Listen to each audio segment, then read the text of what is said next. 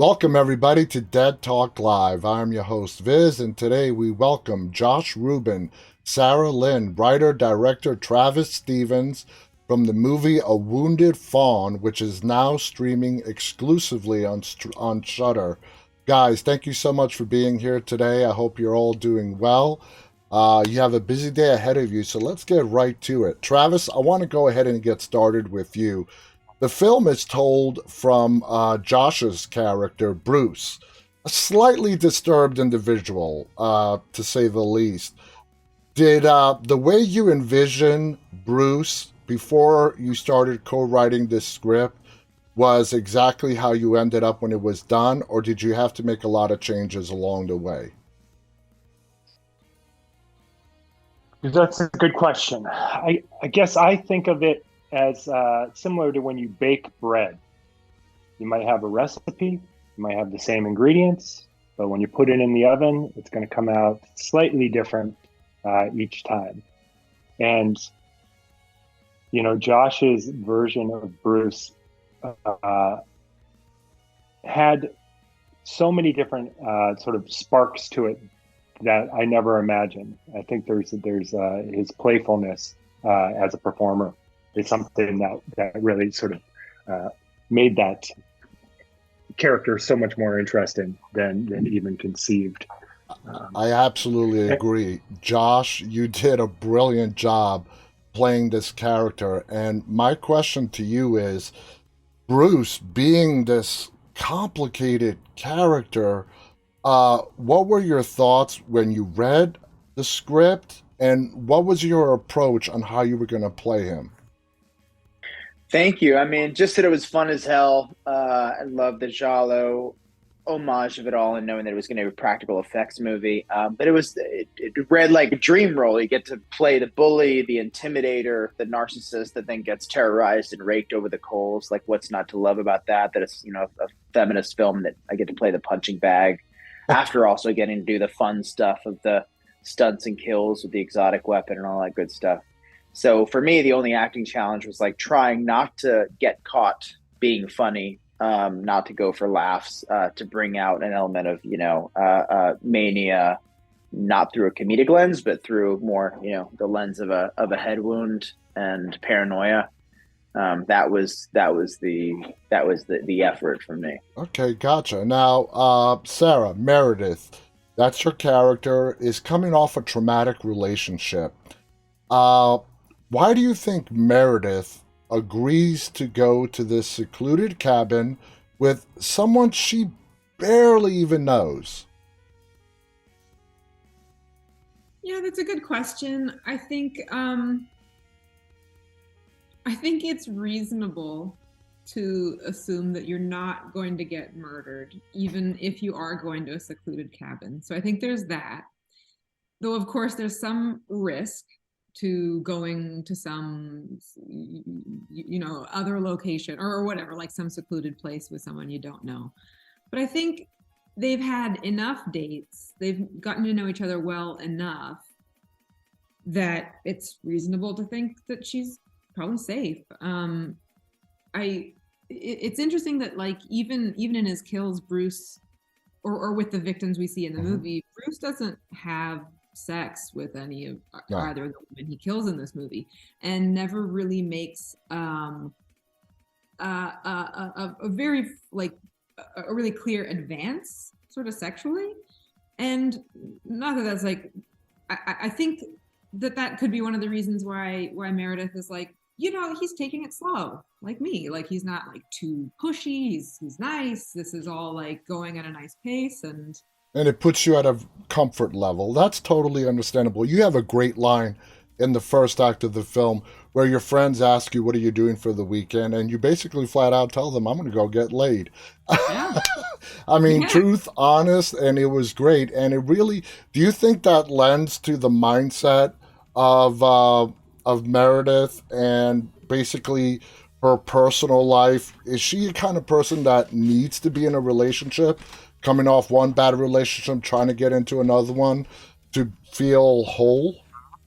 I don't think so at all. I think that it's been a long time since the last relationship, or like a healthy amount of time for her to work through what that was, so that she could start dating again. And one of the things that I think is really interesting about the relationship of Meredith and Bruce in this movie is that neither one of them is like, we're gonna marry each other. Oh, we're in love. Oh, or they're already in a relationship. It's just a date. Like she's Yeah, just going on a nice date, and that's pretty unusual.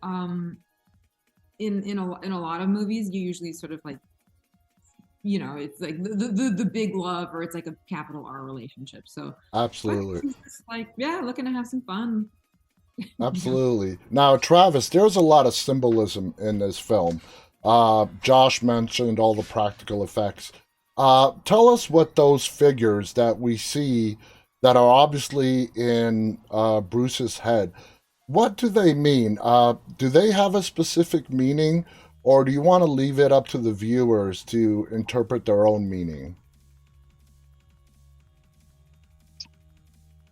Well, I don't want to handicap this podcast, but yeah, I think we should probably let the people sort of experience the film and come to their own conclusions on that. Okay, okay, that's fair. Now, Josh, Bruce states that he never intends or starts off to harm women. Um, but he succumbs to the voices in his head, to which he has even given its own identity. It's a person to him that lives inside his head. Is he telling the truth when he says that he never intends to harm any women when he first meets them? I mean, would a tarantula tell a cricket like, you're totally cool to walk by my little trap door of leaves? No. No. Sorry, I'm not a scientist. But I love planet Earth. Oh no, it's all a lie. It's all part of his narcissistic narrative. Like many of the narcissistic characters, I think, in my life and all our lives, who don't murder, they do lie ad infinitum, and much of their lives are lies. There's nothing worse than the exposing of the vulnerable self, which is what's so extravagant about Act Two of this. Is you get to see the ultimate narcissist, regardless of the murderer of it all, expose their rawest nerve, and be chased and terrorized before even his own demise. Hmm. That's the worst of it. No, everything is a veneer. And that was so fun about playing this part. Before we even meet the Furies, you're meeting a character who's playing a mask. Bruce is masking what he really is from the get-go. Yeah. Now, it's very hard to put a label on Bruce. I'm talking about, is he a sociopath? Is he schizophrenic, etc.? What's your take on that aspect? I mean, I didn't get the whole psychopath, sociopath vibe from him. I think he's just somebody who's suffering from a very severe mental illness. Well, it's not for me to examine or diagnose, but I'd love to do one of those whatever we all get on Vanity Fair as who we are, and talk to an actual forensic psychologist or psychiatrist and get their take, and have us all just kind of sit at the round table in our nice clothes and say, "Wow, that's so cool! I didn't think of that." 'Cause it's just not for me to diagnose. I'm not nearly as educated, nor I probably shouldn't say is interested. I just knew that the challenge or the role was he's masked. He is faking it. He's the tarantula under the trap door, Hmm. or under the camouflage, and he's containing all of it. He's clearly a very very angry person.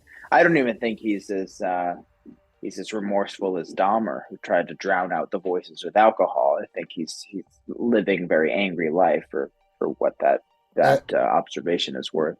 And there's one line in the movie that it's not really a spoiler unless you have context, where you say, "This is this is the part I really enjoy." I think that those few words sort of give Yeah. us a really deep insight into your character. Now, Sarah, during the final act, when Bruce is in, I mean, he's just full blown over the cliff in his own little world. Uh, Again, this movie leaves a lot up to viewer interpretation. But do you think Meredith is sort of leading him along this hallucination, whatever you want to call it, path he's on, or is she just sitting back and watching what is he doing? Um, it's a good question, and it definitely is up to interpretation. I think in my mind, I think like what's really happening or whatever is that is something quite straightforward, but through the brain trauma that Bruce has experienced and his like grandiose delusions, he's viewing it in this like very heightened and self-important way, when I think that really there's a woman there who he has not managed to completely destroy, who's Mm-hmm. like, hey, look what you did. Yeah.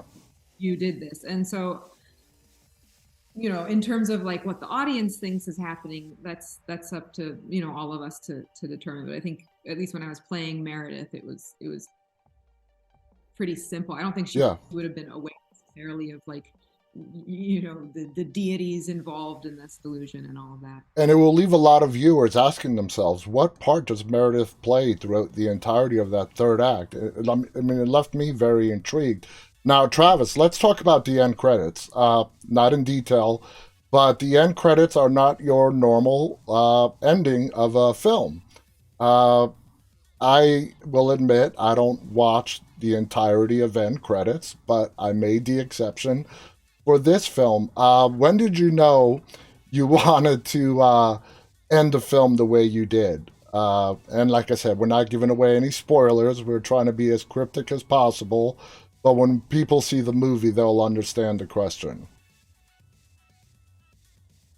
Yeah, it's interesting. It has become clear to me this year that I don't pay attention to when I decide these things, because Sarah was like, "Oh, I think you decided that while you were working on the script," and I just have no recollection of when, but it definitely was something that by the time we were ready to film it, um, we were ready for. And when you make a decision that bold, you never quite know if it's going to land. So every time somebody mentions it, it feels like we got a high five Oh yeah. from Now, cinema lovers. Josh, you being a part of those end credit scenes, it looks like you were kind of having some fun there in the dirt on the ground. Uh, I really was. you know, how much time, Josh? How much time did this film take to film from start to finish? My involvement, I mean, the filming of it was, oh gosh, what, 28 days? Most of which were overnights. Yeah, Something like yeah. that. The majority of the film is in done overnight. Now there is sort of a. I'm going to throw this question out there, like a paranormal possible aspect to this film. Now this relates to Meredith's character. I'm going to ask Sarah this question. Do you think that Meredith is seeing the spirits of Bruce's past victims? What's your take on that particular aspect of this film? Oh, we lost your audio. Sorry about that. Uh, I think what I'm about to say might actually contradict what I said earlier a little bit, but I think she is getting warnings, those spooky little warnings from either the spirits of Kate and Lenora, yeah. or from the Furies themselves. Okay. Yeah. That Yeah, ma- but I think it's kind of a fun movie in that like they're Furies and they're also not Furies all at the same time. If that makes sense. yeah, yeah, absolutely. Now, Travis, we're almost out of time. I want to throw the last question to you. The movie starts off at an auction house where Bruce is doing part of the bidding on a very bizarre, unique piece of art, let's call it. Um, what do you think, or what would you like the audience to think? I know, you want to leave it up to them, but what does that object, that piece of art, mean to Bruce? And it's so important for him and the lengths that he goes to get it. I think for somebody, a personality type like Bruce's, his actual emotional connection to the object is probably impacted severely by other people's views on the object. And I think as a device, it allows us to see that what Bruce really wants is to be the winner, and he doesn't want to be the loser. So the specificity of what the object is probably isn't as important as winning the object for him. And that feeds right into his whole narcissistic personality as well. Guys, I want to thank you so much for coming on here and sharing just a little bit of the story behind A Wounded Fawn. For our audience who's watching this live and those of you who'll be watching this later on, the movie is called The Wounded Fawn. It is streaming right now exclusively on Shudder. I loved it. It's a great film. It's going to have you walk away with your own interpretations, your own questions. Please check it out. I want to thank our guests, Josh Ruben, Sarah Lind, and writer, director, producer Travis Stevens. Thank you guys so much. And thank you to our audience. Until next time, stay walking. Bye, everybody.